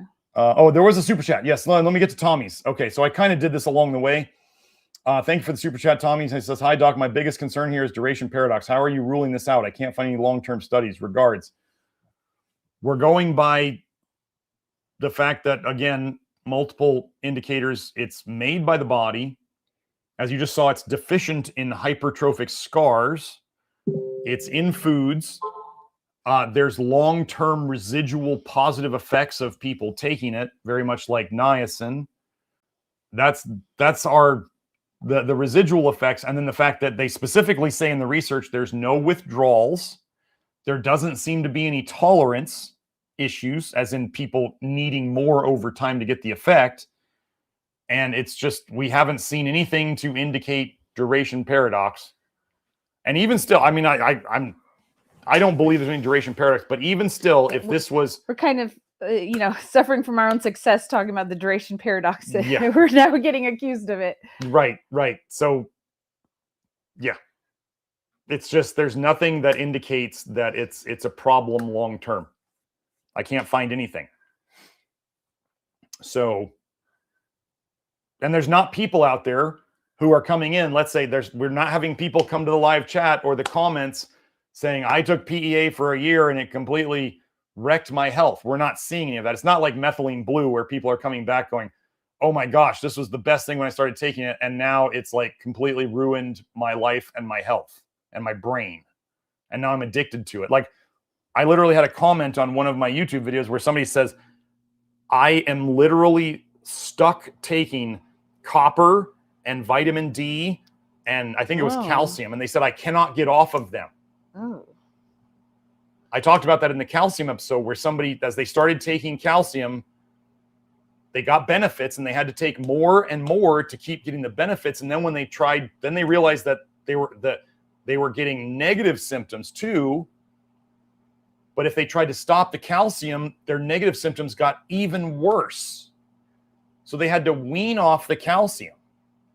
And that's calcium. Like, that's why we are very hesitant about going all in. It seems like that calcium splinter group is kind of falling apart over time, which is what we knew would happen.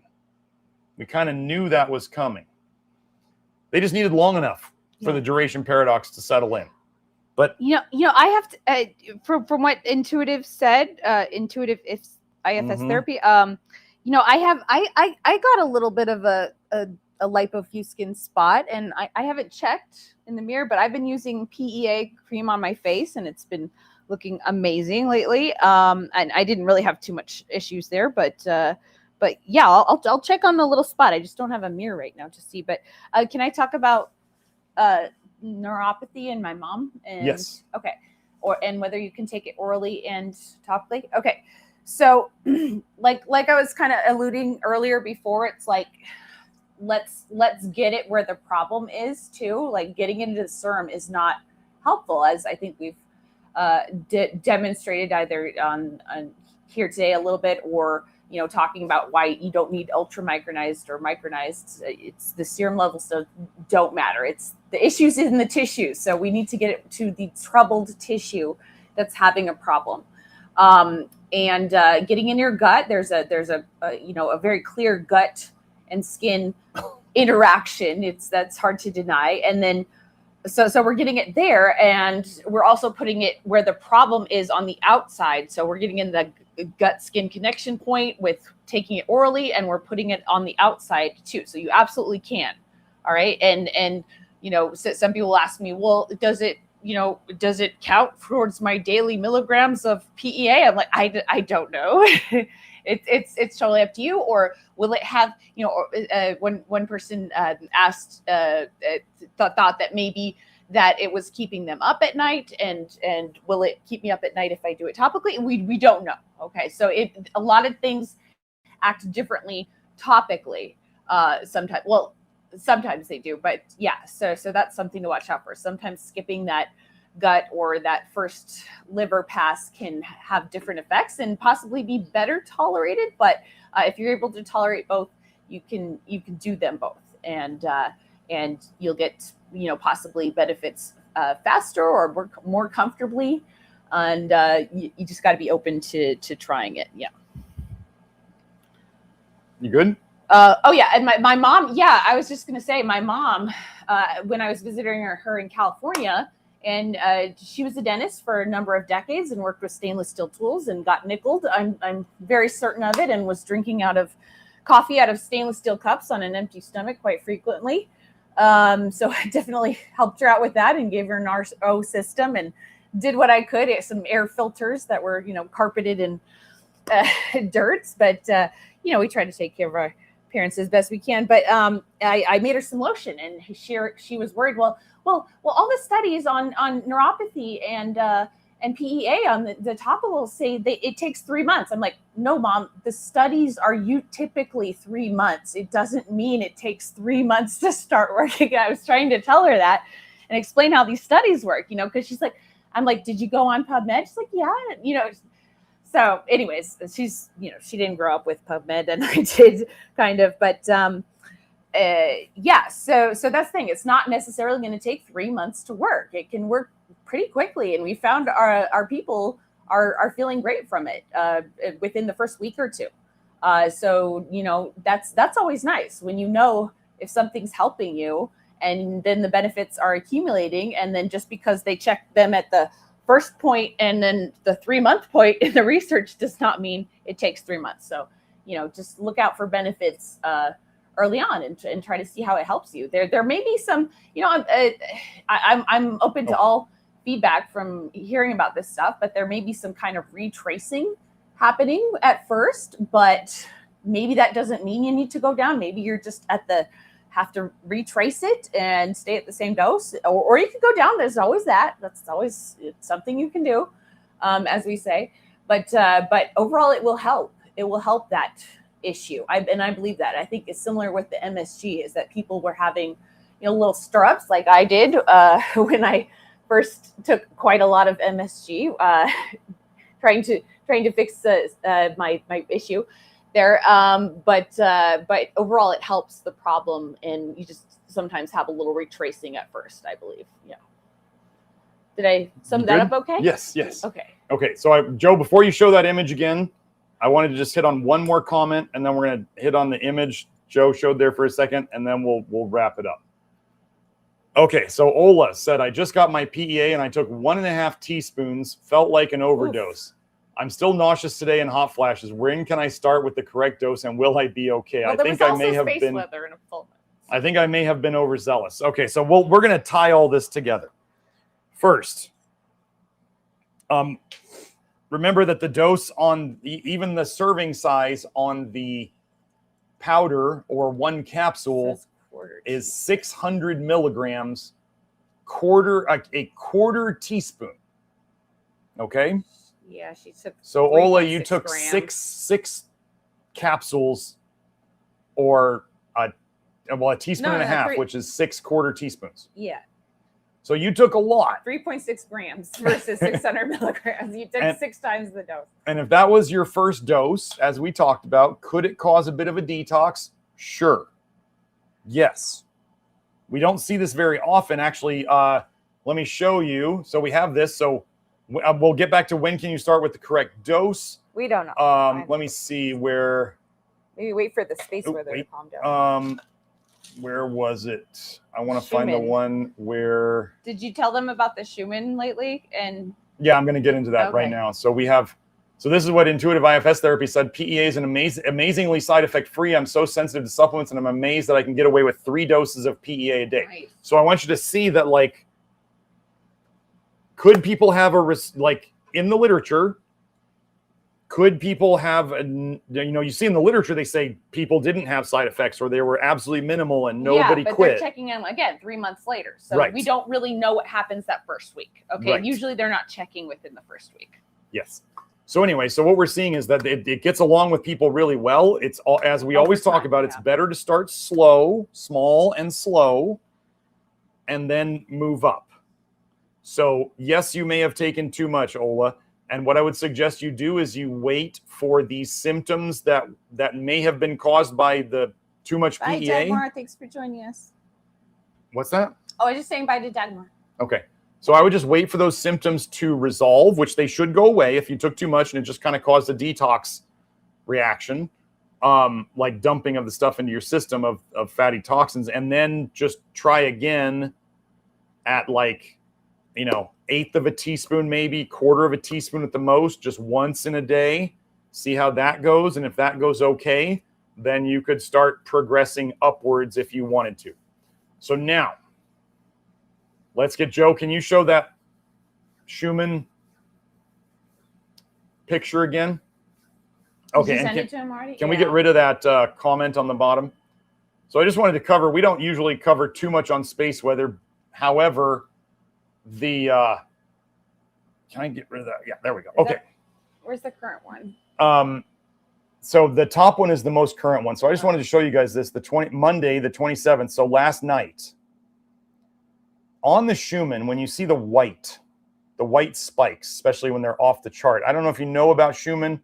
I don't know if you can see my, there we go. My mouse, but the Schumann is supposed to be, Joe, don't scroll. The very top line, the green line across the top, that's where it's supposed to be. And these giant spikes, think of these like almost like lightning. Ascension symptoms. Right. This is almost like lightning in terms of energetics from the sun that then is causing the earth to kind of, if you want to call it, vibrate at a certain frequency. So when you hear about grounding and you hear about the earth's heartbeat and you hear about 7.83 hertz, that is at the very top of this chart. This chart actually, so the magnitude of it goes down. So it's like light, like think of it as like lightning from the sky. It's starting at the top and it's going down to the earth. Okay, so you can't see my mouse. But anyway, there's just those top green lines. One of those is the 7.83 on this chart. These white spikes, this is when the Schumann resonance, instead of like the pretty little 7.83 hertz Earth's heartbeat thing, these are like, this is when the PTB does some 87, sussy stuff. 100, like these are huge spikes. And if you felt bad, so this on the 27th, so last night, yesterday, if you felt bad yesterday, like we'll put it this way. My buddy and I and my buddy Edis and I and Kelsey were just kind of going yesterday. It's like a gong in space, Joe. Yes. We were saying, when is it going to stop?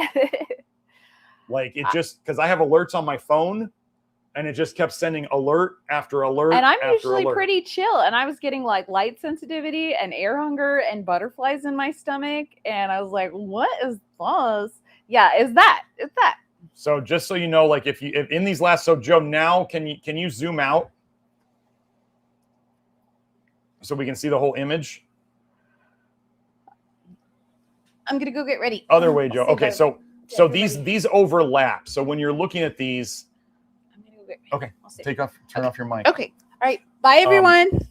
So if you look, you can kind of see on that top image the middle white spike that goes to the bottom, and if you look on the 26th of Sunday, you'll see that there's that same.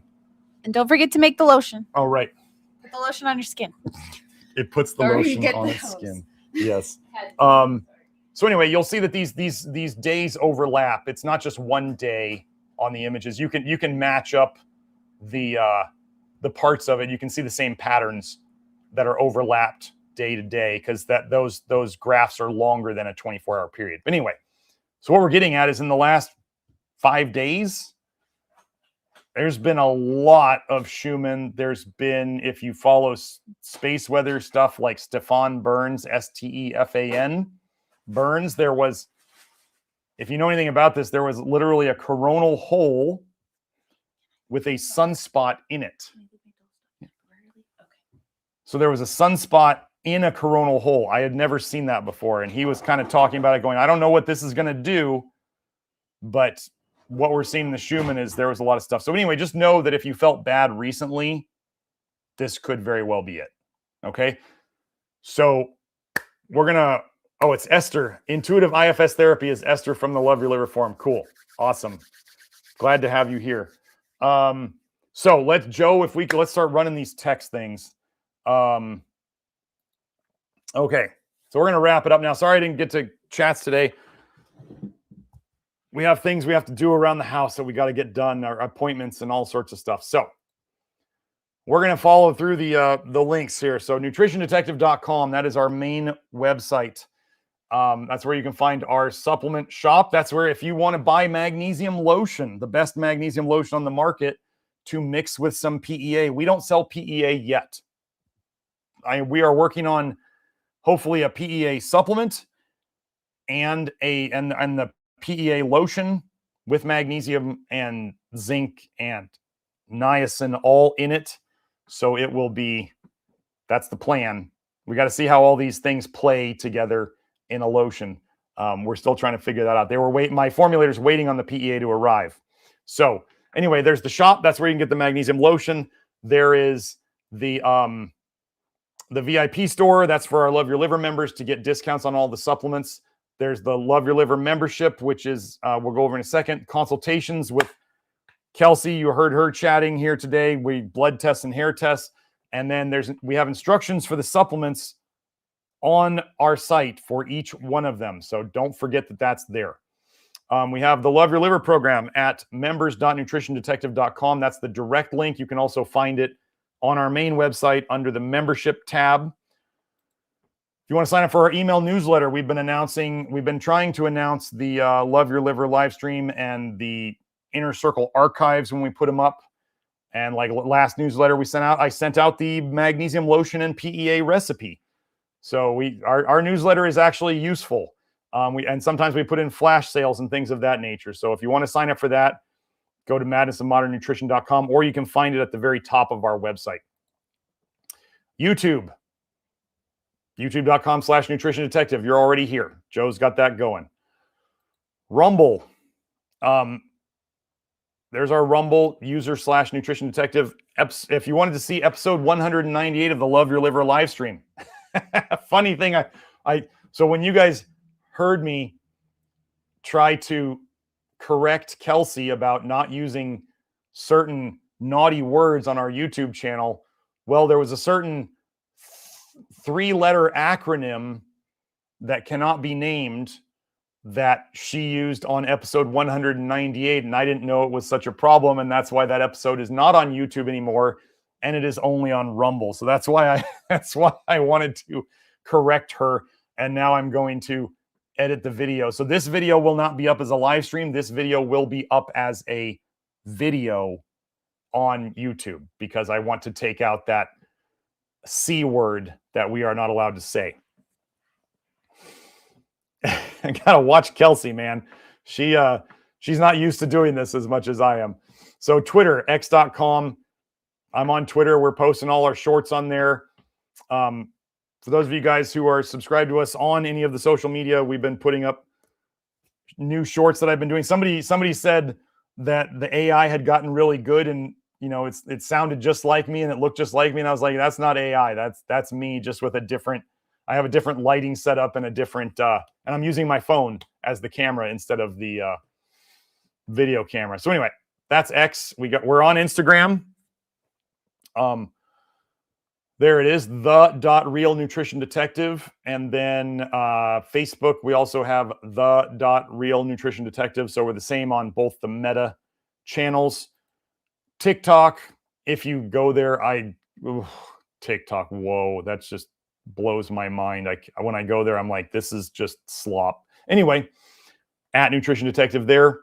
Substack, drgarrettsmith.substack.com. The lovely Beth Martins, who told us about her mosquito bites and her histamine reaction and all that stuff today, the testimonial, she does inside the Love Your Liver program, which is a one-time fee. Inside the Love Your Liver program, Beth does a free weekly, no cost, as in once you're in the Love Your Liver program, there's no money to go to her weekly Deprogramming Your Health group inside the Love Your Liver program. Kelsey is now doing one of Beth's courses, I believe. I've done 3 sessions with Beth. We both really like her stuff. But if you wanted to find out what would be best for you to do, she does a free 30-minute zero-cost session. You can find her website there. And she helped me do the toxic bile paradigm videos on my channel. Those are Love Your Liver 231 to 233. And sometimes Beth and Dagmar do abbreviated versions of topics I do on Beth's Beth of Fresh Air podcast, because I know I talk a lot and sometimes people just want to get the meat. So she does that, and I don't mind that at all. The Revive Mouth Guard. I can't say enough about this. I think it's great. I think it's a great passive way of helping your skull to regain the shape that it was supposed to have because of things that we did to our mouths, like braces or wisdom teeth removal, or dentists just generally messing things up. Or if you haven't seen my whole episode on toxicity changing the shape of your skull, yeah, I love my Revive Mouth Guard. I actually don't feel comfortable sleeping without it now. It's like my body just wants it. So there's an affiliate code there if you want to use it for, I think, 10% off. Spurdy lamps. You need light, folks. I'm in northern Idaho now. I'm going to have to figure out how to get light during the winter months, whether that's, I have a SAD light, as in a seasonal affective disorder light. That's literally blue light that helps people be less depressed during the winter months. I have access to a really fancy tanning bed at my gym. And then Kelsey has a Spurdy lamp here if I can't get there. So if you live in dreary areas, see, people say, well, but people have been living there for a long time. Just because people can live in areas doesn't mean they should. Humans, we don't have much hair, probably so we can absorb light. So anyway, Spurdy lamps are one way to get it, but just realize that like that SAD light doesn't put out UV light. Red light is not the same as UV light. Infrared light is not the same as UV light. They're all lights that can have benefits. They're just not the same. Okay. And either one you want to get, they both work. If you want to, okay, so GLASP, this is where you can, all those studies I highlighted today, you can find all the highlights that I did and the links to the original studies on GLASP. That's what GLASP does. So if you want to go there, you can use that link and find all the abstracts I covered today. What else do we have? There it is. Joe's showing it right now. So like you see anandamide, that was the last one we went over, the hypertrophic scarring. And then it shows all of the highlights that I made. So if you wanted to find that, you could go on there and search for PEA or palmitoylethanolamide, and you can find all the studies that I've highlighted with those words in it. So we're going to wrap up now. Oh yeah, the promiscuous anti-inflammatory. I love that. I'm Dr. Garrett Smith, also known as the nutrition detective around these here YouTube parts. And the lovely Kelsey joined me today. She is our main health facilitator, reviewing people's hair tests and blood tests with them and giving them supplement recommendation plans. And we're both doing the office hours now, which is the follow-up and guidance and troubleshooting stuff that we do for people who have done the packages. So that was awesome. This was Kelsey's idea today, just so you guys know. I was wondering what I was going to do today, and Kelsey was just really, so you guys know, Kelsey was like, let's do topical PEA. I really wanted to get out there to people so they can start using it because, and I was, you could think about this from, okay, let's think about this from a pharmaceutical standpoint, the pharmacoeconomic implications. Let's say I was a business owner and I made lotions and I only cared about profit. Let's just say I only cared about profit. Would I have done this episode today and told you to go buy PEA elsewhere and you could mix it up in any lotion you wanted, but I'm going to recommend my magnesium lotion? I could have saved this for later if I was really worried about the pharmacoeconomic implications of what I'm doing. But Kelsey said she wanted to get this info out there. And the topical thing, well, the PEA subject was Kelsey's baby. And the topical PEA is another one of Kelsey's babies. And she wanted to get out there. And I was just like, okay, great. That's a great topic. So even though we're making a lotion with it in it, we're going to tell you guys about it now so that you can get started getting relief and we can get this information out to everybody who maybe they can't get our lotion or whatever. They can do it at home. So yeah, pharmacoeconomic implications. That was just hilarious. Okay, Sergio Homoni gave a super chat. Can you please check if the Jim Beam PEA is okay? Thanks. Well, here, I'll go do that. Since you did the super chat, thank you very much for that super chat. Sergio, Jim Beam PEA. Whoa, wait. Okay. Oh, Joe, can you show my screen? Here, I was looking at this and I went, wait, not pea protein. But then down here we got PEA. So yeah, not pea protein. This is not pea protein. We don't want pea protein. But they also have a PEA product. So let me go look at this one. We'll do the live review. Let's see. In one dose, I need to see product detail. I just want.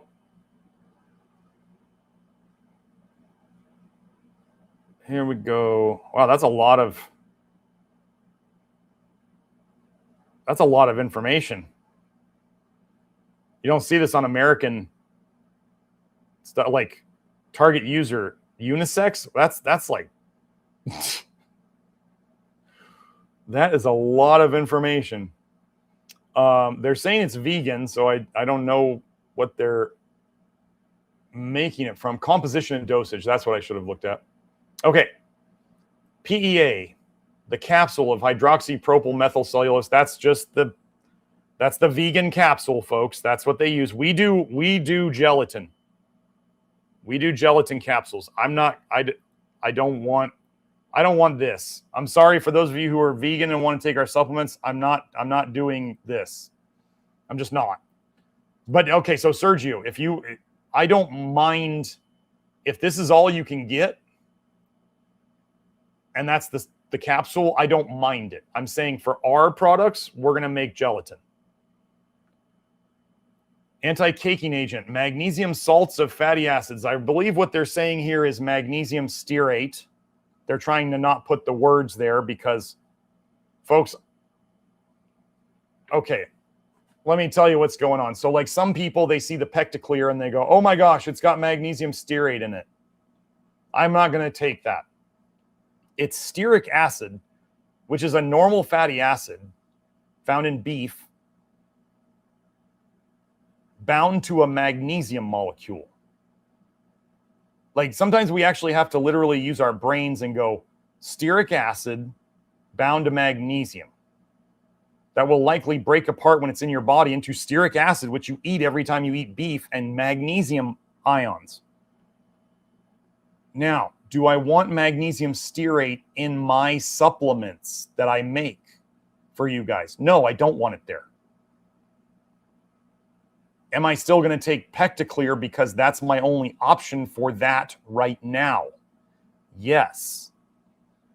In other news, don't email Julie about this, but in other news, I am working on a Pectaclear, I'm working on a nutrition detective version of it, I'll put it that way, that will not have magnesium stearate or any of the other things in it.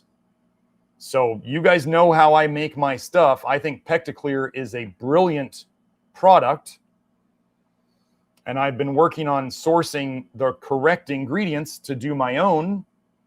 And I'm going to make it better because that's what I do. But yeah, magnesium stearate, I'm not worried if this is all you can get, bulking agent. Okay, so they put in some microcrystalline cellulose. So this is basically like super purified sawdust. Not going to hurt you. It's just fiber. So is this okay, Sergio? If this is what you can get, yes, it's fine. I would use this. Now, the thing I like about the bulk supplements and the pure bulk is I don't believe there's any additional ingredients in it at all. I think it's just PEA in a capsule, which would be best. However, the benefits of PEA would far outweigh any maybe negatives of these other things. So I would still use it. Hope that answers your question. And yeah, again, let me get back on here. Yes, so we'll wrap it up. Joe showed the purebulk.com PEA link if you want to buy it with our referral code. Send Kelsey a little scratch for showing us all the way to the PEA. And then, yeah, so I'm Dr. Garrett Smith, the nutrition detective, and today's show was PEA for flu. Oh, no, that's the old one. We are doing topical PEA. We are relieving eczema, itching, neuralgia, and mast cell histamine degranulation. And then we gave you the DIY recipe for PEA so that you could make it at home with what you have. Okay? Hope you all enjoyed that. We will see you next time. Have a great week. Bye now.